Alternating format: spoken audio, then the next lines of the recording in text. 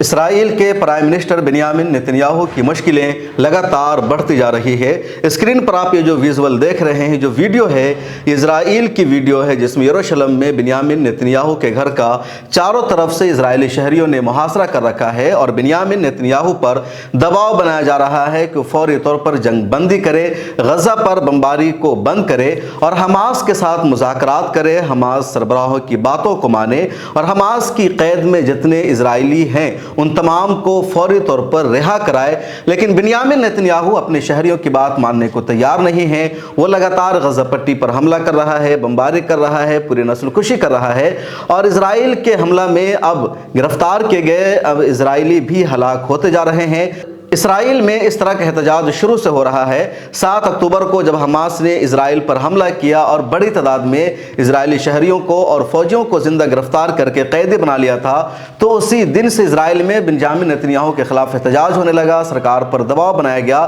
کہ وہ حماس کے ساتھ بات چیت کرے اور جن لوگوں کو حماس نے گرفتار کیا ہے، قیدی بنایا ہے، اس کو آزاد کرائے۔ لیکن جب سے یہ خبر آنے لگی ہے کہ اسرائیل کی بمباری میں خود اسرائیلی شہری اور فوجی مارے جا رہے ہیں جو حماس کی قید میں ہے، تو احتجاج کا سلسلہ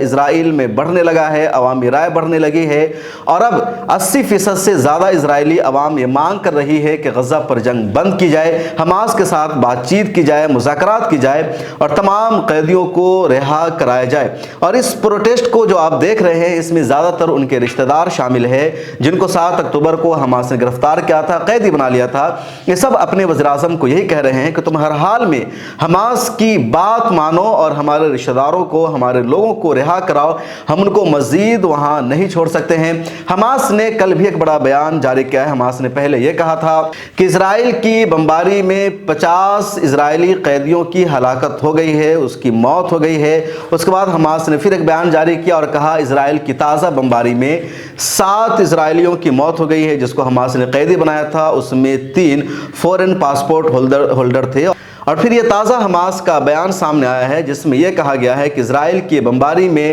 60 سے زیادہ اسرائیلیوں کی ہلاکت ہو گئی ہے جن کو حماس نے گرفتار کیا تھا، 23 سے زیادہ مسنگ ہیں اور لگتا ہے کہ سب کے سب ملبہ کے اندر دبے ہوئے ہیں، ان کی لاشوں کو نکالنا مشکل ہے۔ اور یہ بیان جب رات میں آیا حماس کی طرف سے تو اسرائیل میں احتجاج اور بڑھ گیا، تل ابیب میں احتجاج ہو رہا ہے، یروشلم میں ان کے گھر کے باہر احتجاج ہو رہا ہے، دوسرے شہروں میں احتجاج ہو رہا ہے اور دباؤ بنایا جا رہا ہے کہ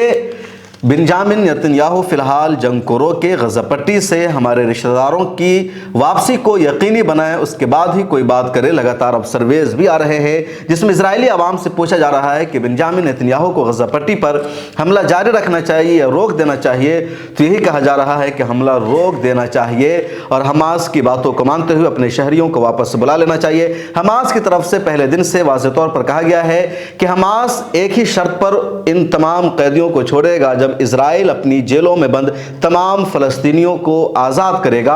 اور دوسری شرط یہ ہے کہ جب تک غزہ پٹی پر بمباری بند نہیں ہوگی اور اسرائیل کی فوج غزہ پٹی کو چھوڑ کر واپس اپنی سرحدوں میں نہیں جائے گی، اس وقت تک کسی بھی طرح کی بات چیت اسرائیل کے ساتھ ممکن نہیں ہے، نہ کسی کو چھوڑا جائے گا۔ انسانیت کی بنیاد پر حماس نے پچھلے دنوں میں 4 خواتین کو ریلیز ضرور کر دیا ہے، لیکن اب آگے کسی اور کو رہا نہیں کیا جائے گا۔ اس ویڈیو میں اتنا ہی۔ آپ سے درخواست ہے چینل کو جوائن کیجئے اور سوشل میڈیا کے سبھی پلیٹ فارم پر ہمیں سپورٹ کیجئے۔ تازہ ترین اپڈیٹ کے لیے ہمارے موبائل ایپ کو بھی ڈاؤن لوڈ کیجئے۔